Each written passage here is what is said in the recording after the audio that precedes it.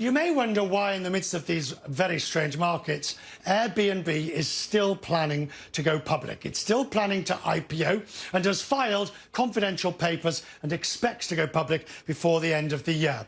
The chief executive joined me a short while ago and told me that if Airbnb can face a pandemic with all those problems, then it can face pretty much anything else that's likely to come its way during an IPO.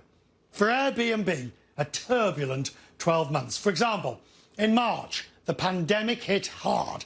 The travel industry, of which we forget it's very much part of, was upended with a wave of cancellations and problems and details. In May, the continued cash burn led to 25% of the company being laid off. And then in August, the global ban on house parties, because those house parties were turning into super spreader events. Brian Chesky is the CEO of Airbnb.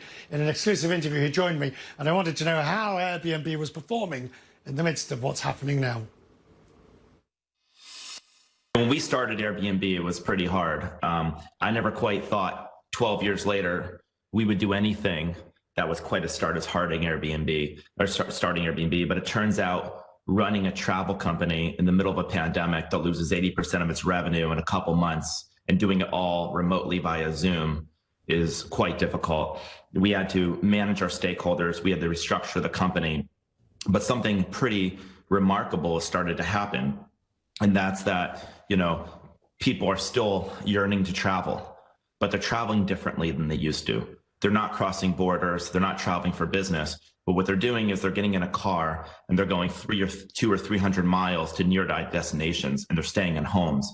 And this has been something that's really been a huge and welcome surprise for Airbnb, and I think for the industry more broadly.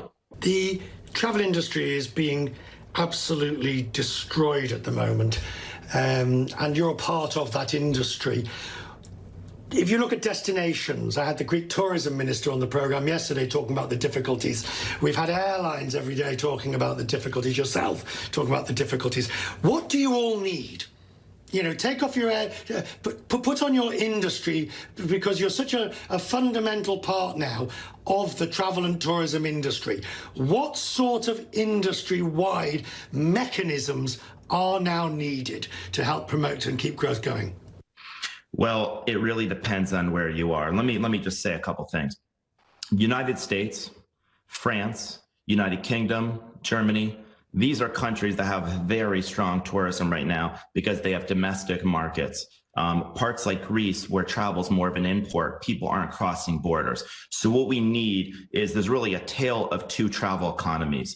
Countries where people travel within the country, and those are actually doing pretty well. And then countries or even states like the United States, like Hawaii, where they're not doing as well because people are afraid to cross borders. So what we need ways for people to feel comfortable getting on airplanes and feel comfortable crossing borders. If that doesn't happen, then you're going to have some winners, which are big domestic economies. You're going to have losers, which are basically going to be people that require tourism as an import, and that's going to be very important. Thank you. Let's talk about Airbnb, the company now. Did you filed for an IPO, which was likely to happen before the end of the year. Haven't you got enough on your plate, Brian? I was looking for a side project. Why on earth would you choose that? Even today, the Nasdaq's down 5%, which shows the volatility. Man, why would you choose now to embark on something as difficult and volatile as an IPO? Well, there's only so much I can say because, we're in a quiet period. But I can tell you this. When we started this year, we were planning on going public. Then the pandemic hit, and it seemed inconceivable that this company would go public. But what I will say is that the business is so much more resilient than I think any of us even gave ourselves credit for. So we filed. We're going to be ready. We're not committing what that timeline looks like, but when the market's ready for us, we will be ready. Did you give Bill Ackman's SPAC idea more than 5 minutes of thought? I unfortunately, again, being in a quiet period, can't talk much about these conversations. No, but you can tell me about, are you ready for the volatility? absolutely. I mean, tech volatility that comes with being on the market. I mean, listen, I'm not sure that anything about being a public company CEO or being public will be as crazy as running a travel company that requires cross-border travel in a pandemic and managing all that via Zoom. So will it be hard to be a public company? Of course. Will it be like what we've done the last 6 months? I doubt it will be. And that's the advice that I've gotten from many public company CEOs who've gone through this and been a public company. They said, we are living through the greatest crisis of our lifetime. And if you can manage through that, I think you can manage through a lot. The competition is strong as well. The competition is growing. How difficult is it to come up with new ideas to stay one step ahead of... You invented this. And now everybody wants to eat your lunch, breakfast, dinner, and petit fours. Yeah. Well, I like all those meals. I think when you create a category, people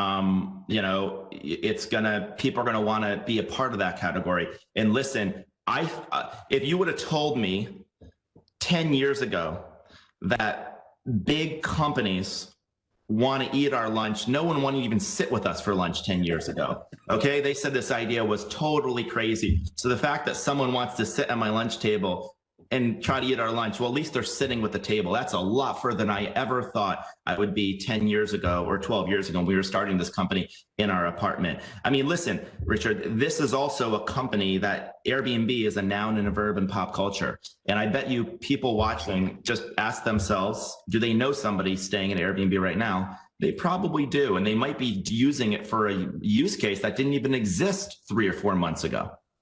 I love the fact that that was going to be my last point. How does it feel? How does it feel starting a company that has become a noun and I'm just going to Airbnb it? No, I'm not staying in a hotel. I'm just going to Airbnb it. I feel really lucky. When I remember telling somebody about Airbnb the first weekend we started it, this person looks at me and he said, Brian, I said, yes. He said, I hope that's not the only idea you're working on. So I am used to, and we are used to people thinking that this is kind of a crazy idea. But you know what? It's a crazy idea that worked because it turns out that strangers living together is not so crazy after all. If you create a system of trust to make people feel comfortable, it turns out that people do want to live around the world. And I think hopefully, Richard, what you'll see is this is just the beginning.